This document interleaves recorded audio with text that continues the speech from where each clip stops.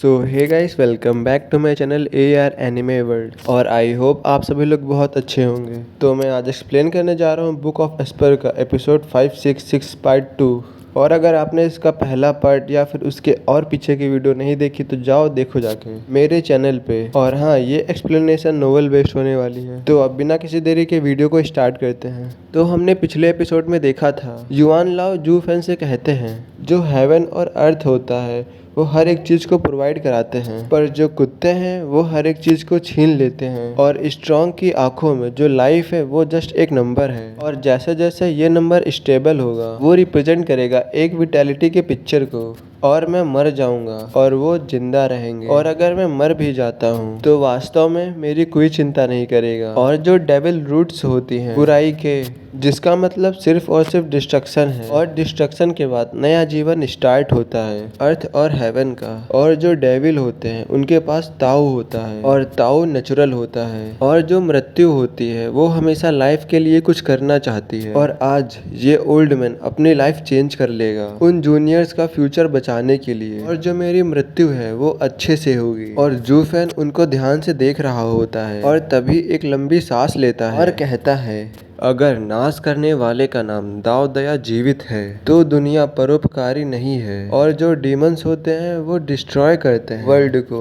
और यह सब कुछ देखने से ऐसा लगता है कि ये सब कुछ बुराई के लिए है, और इन लोगों को बचाने के लिए सभी शैतान को ले जाओ और मुझे शैतान के पास जाने दो। और ये सब कहते ही जू फैन कुछ सोचने लगता है और मुस्कुराए बिना रह नहीं सका और अपने सर को हिलाता है। एक अच्छी मृत्यु वो मृत्यु और जीवन के लिए होती है, और जो डिस्ट्रक्शन होता है वो हेवन और अर्थ के लिए होता है। और जुआन लाओ मुझे इसके तरह सिखाए गए हैं, और मुझे निर्देश दिया गया है कि मैं उन्हें सेव करूं, और आपको अपने जीवन को खोने की जरूरत नहीं है। और जब ये कुइलेंग यूलिंग सुनते हैं तो उन दोनों की आंखों में बहुत खुशी होती है। और फिर जुआन लाओ हंसता है और मजाक करता है, मिस्टर जू फैन आप एक को सेव करेंगे या दो को? और तभी जू फैन कहता है, अगर मैं एक को बचाऊंगा और दूसरे को नहीं बचाऊंगा तो मिस्टर जुआन लाओ दूसरे को बचाने के लिए अपनी जान दे देंगे। और मैं दोबारा से ट्रबल खड़ा नहीं करना चाहता, मैं ट्रबल को अवॉइड करना चाहता हूँ, और इसीलिए मैं दोनों को साथ में बचाऊंगा। और जब कोई वुल्फ ये सुनता है तो वो स्माइल करने लगता है, और वो एक्साइटेड भी होता है। और जो मिस्टर जुआन लाओ होते हैं वो भी बहुत जोरों से हंसने लगते हैं और खुश होकर अपना सर हिलाते हैं, और सीक्रेटली कहते हैं, ये लड़का सही में टैलेंटेड और क्लेवर है, चालाक है, और ये बहुत रेयर, बहुत ज्यादा ही रेयर है। और फिर हमें दूसरी तरफ लियो जू को दिखाया जाता है। और जिन्हें नहीं पता ये लियो जू कौन है, तो मैं थोड़ा सा इसके बारे में बता देता हूँ। जब कुइलेंग और यूलिंग की फाइट हो रही थी हुमेयर के साथ में, तब इसने हुमेयर को बचाया था, और ये हुमेयर के साथ में है। और अगर अभी भी नहीं समझ पाओ तो पीछे के एपिसोड देखो जाके। तो अब अपने वीडियो को कंटिन्यू करते हैं। हमें लियो जू के बारे में बताया जाता है। जो लियो जू होता है वो पहाड़ी पे खड़ा होता है, और वो कुछ एल्डर्स को देख रहा होता है जिनकी सफेद दाढ़ी होती है, और वो लाइन बाय लाइन वहां से जा रहे होते हैं। और तभी हुमेयर भी वहां आती है, और वो थोड़ी सी नाराज लग रही थी, और लियो जू से कहती है, हम इस अपॉर्चुनिटी का पहले से इंतजार कर रहे थे, यंग मैन को विजिट करने के लिए एल्डर्स कब आएंगे। और जब तक हम उन दोनों को देखते हैं और सभी बुजुर्गों को यह दिखाएंगे कि वे पाप कर रहे हैं, ओपनली अटैक कर रहे हैं यहाँ के डिसिपल्स के ऊपर, और उनके लिए तबाही से ज्यादा कुछ भी नहीं होना चाहिए। और वो दोनों कुछ ऐसे ही प्लान बना रहे होते हैं उनके लिए। और जो हुमेयर होती है वो लेफ्ट और राइट देखती है, और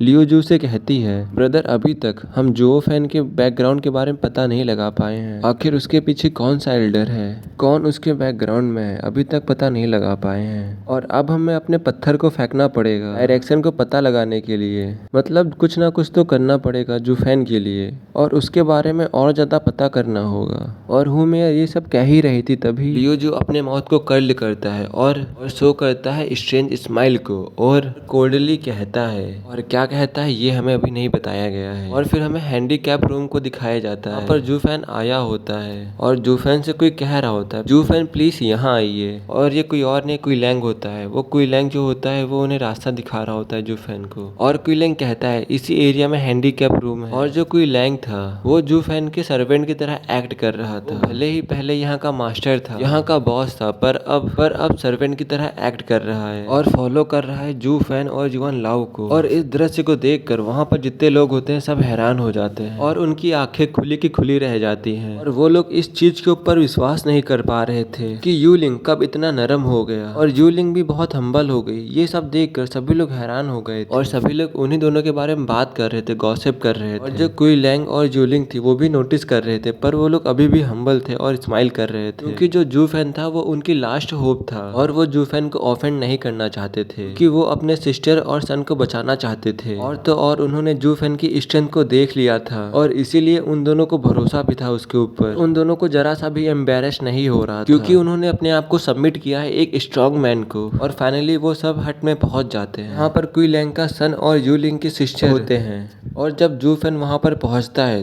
तो वो वहाँ पर इधर उधर देखने लगता है और कहता है मैं यहाँ पर बहुत दिनों से नहीं आया हूँ और जो ये हाउस है वो बहुत ज्यादा ही टूट चुका है और क्या तुमने अपने सिस्टर और सन को इंजर्ड हालत में यहाँ पर रखा है। और जूफेन उनसे कहता है यहाँ से चलो और अच्छे कमरे में चलो। और जो बटलर जूफेन होता है वो थोड़ा सा स्माइल करता है और हंसता है और हंसते हुए कहता है ये सब कुछ वो मेयर ने किया है। और जब वो लोग वहाँ से जा रहे थे दूसरे रूम की तरफ तभी उन सबको एक नॉइजी वॉइस सुनाई देती है और जो जूफेन होता है वो स्माइल करता है हेल्पलेसली और जूफेन उस साउंड को सुन रहा था और उसे पता होता है ये 4 स्कैमिंग डीमंस है। और उनमें से एक डीमन जो होता है वो कहता है बॉस मैं आपसे बेट लगा सकता हूँ कि ये 1 महीने में उठ जाएगा ये लड़का और जो ये लड़की है ये आधे महीने में उठ जाएगी। और जो वो 2 डीमंस होते हैं लिंगली और गोइजे उनकी केयरफुल ऑब्जर्वेशन के बाद बहुत तेज साउट करते हैं और वहाँ पर कोई कहता है ये लोग बहुत ज्यादा इंजर्ड है, ये लोग इतनी जल्दी नहीं उठ सकते। और फिर उन 4 डीमंस में से कोई एक कहता है इन दोनों के लिए वो पिंडैन पिल खरीद दूंगा। और फिर जो तीसरा डीमन होता है वो कहता है ये 1 महीने में उठ जाएंगे। और जो चौथा डीमन होता है वो कहता है 1 महीने के बाद उठेंगे ये। और फिर जो सेकंड डीमन होता है वो कहता है बॉस आप इसके बारे में क्या सोचते हो। और जो स्लेव्स होते हैं वो माइसर की तरफ देख रहे होते हैं। तभी वो लोग कहते हैं चलो हम लोग एक दूसरे से गैम्बलिंग करते हैं, एक दूसरे के साथ में शर्त लगाते हैं। और ये सब लोग ऐसी ही बातें कर रहे होते हैं, वहाँ पर बहुत ज्यादा मस्ती करने लगते हैं। और अगर मैं वो सारी बातें बताऊंगा तो 10 मिनट ऐसे ही हो जाएगा, इसीलिए मैं वो सब कुछ स्किप कर रहा हूँ। तो उन चारों की हरकतें देखकर जो कुई लैंग और यूलिंग होते हैं वो बहुत ज्यादा गुस्सा हो रहे होते हैं, पर वो दोनों कुछ कर भी नहीं सकते थे। और तभी जो जूफेन होता है उन चारों की तरफ देखता है और उनको देखकर एक स्माइल करता है और उन चारों का नाम लेते हुए कहता है इनफ, अब तुम चारों ने बहुत खेल लिया। और तभी जो उन चारों की बॉडी होती है वो कांपने लगती है, शिवर करने लगती है। और जो कुई लैंग होता है ये सब देख के हैरान हो गया होता है। वो कहता है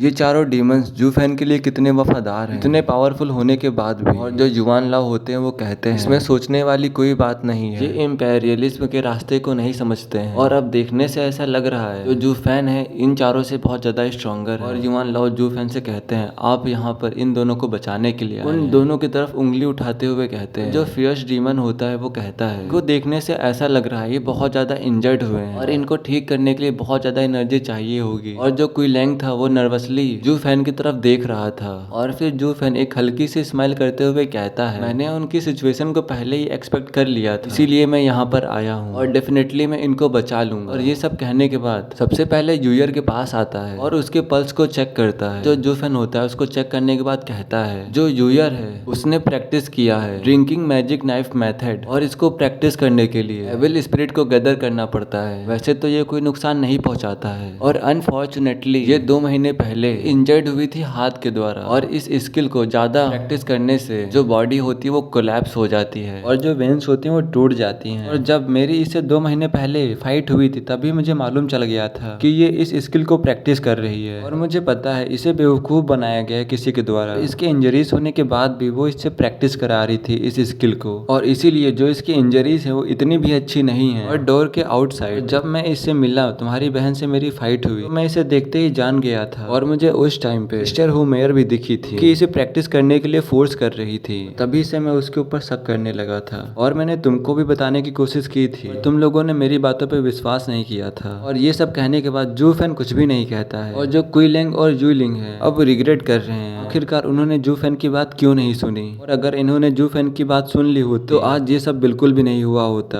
और तभी जूफेन वहाँ से उठता है और कोई गैंग के पास जाता है और फिर उसकी भी पल्स को चेक करता है। जूफेन जैसे ही उसको पल्स को चेक करता है वो हंसने लगता है और कहता है जो गैंगर है ये प्रैक्टिस प्रैक्टिस कर रहा है ब्लड साफ फार्मूला। मेरे पास भी एक ऐसा ही मेथड है जिसे कि मुंह साफ फार्मूला कहते हैं। जो ये स्किल है बहुत ज्यादा डिफिकल्ट स्किल है और इसे करने के लिए बहुत ज्यादा ही स्ट्रेंथ चाहिए होती है। इसे सक्सेस करने के लिए बिगनर्स को 3 से 5 साल लगते हैं और जियाओ चेन के लिए 8 से 10 साल लगते हैं। और जब कोई गैंग इस स्किल को प्रैक्टिस कर रहा था तब मैंने इससे पूछा था तुम कितने सालों से इस स्किल को प्रैक्टिस कर रहे हो। कोई गैंग ने मुझे बताया इस स्किल को उसको प्रैक्टिस करते हुए आधा साल भी नहीं हुआ था। और फिर बाद में मैंने इसकी बॉडी को टच किया था तो मुझे सब कुछ मालूम चल गया था आखिर इसके साथ क्या होने वाला है। तो अब यहीं पे ये वाला एपिसोड जो है खत्म होता है। तो अब हम अगले एपिसोड में देखेंगे ये दोनों कैसे ठीक होते हैं और हु मेयर और ली जियो क्या प्लान बना रहे हैं। तो अब आगे क्या होगा तो अगले एपिसोड में देखेंगे। तब तक के लिए बाय बाय।